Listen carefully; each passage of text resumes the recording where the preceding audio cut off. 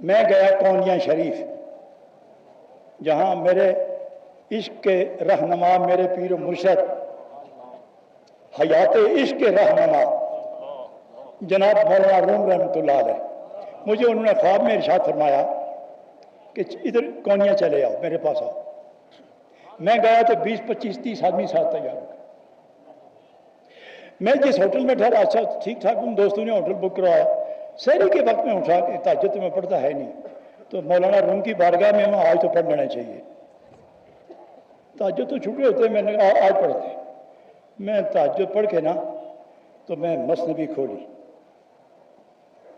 مثنوی ان کے حکم سے لے کے گیا تھا کتاب، مثنوی کھولی تو میں شعر پڑھتے ہی سو گیا، بیٹھے بیٹھے۔ واللہ میرے شیخ جناب رومی قاسم عشق نبی وہ فرمانے لگے بند کر کتاب، میری بارگاہ میں آ کے بیٹھو، کتاب کھولو اور دائیں صفحے پر جو پہلا شعر ہوگا وہ پڑھنا، اور اتنا ٹائم ہے تمہارا۔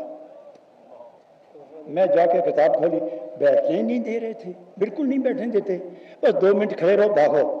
تو جب وہ ٹوٹی پھوٹی کرسی ملی میں اس پہ بیٹھ گیا تو پولیس آ گئی، سیکورٹی آ گئی، تو وہ اٹھانے لگے، اٹھو، 25-30 آدمی تھے اور بھی بیٹھ گئے، جگہ ساری بھر گئی، قافلے والے رک گئے، جو زائرین تھے وہ آ کے اٹھانے لگے۔ تو ایک میرے ساتھ سید صاحب تھے، میں نے کہا انہیں سمجھاؤ، نہیں مانے۔ میں نے جناب کی طرف اشارہ کیا کہ آپ نے بٹھایا اور یہ اٹھانا چاہتے ہیں۔ میں نے ان کو اس طرف دیکھا کہ جناب آپ ان کو کیا کہتے ہیں؟ انہوں نے کھلے ہاتھ غضب کے ساتھ کھڑے تھے، آہستہ سے ہاتھ باندھ کے سر جھکا کے کھڑے رہ گئے۔ میں نے شعر پڑھا، ترجمہ کیا، جتنا ارشاد تھا وہ بیان ہوا۔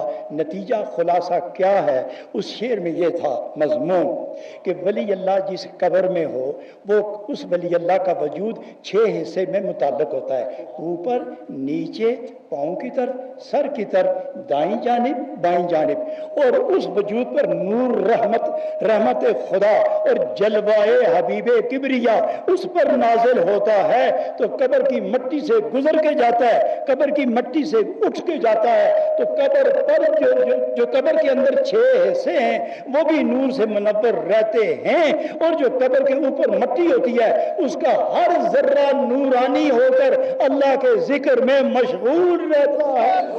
معلوم ہوا کہ ذکر کا بدلہ صرف دنیا تک ہی نہیں ہے، ذکر کا بدلہ تو میں سمجھتا ہوں آنکھ بند کر کے جب قرب خدا کی منظر پر بندہ فائز ہوتا ہے اور ادھر قرب نبی میں یہ سر آتا ہے تو پھر ذکر کے بدلے ملتے ہیں، اور پھر سمجھ آتی ہے کہ ذکر کا مفہوم کیا ہے۔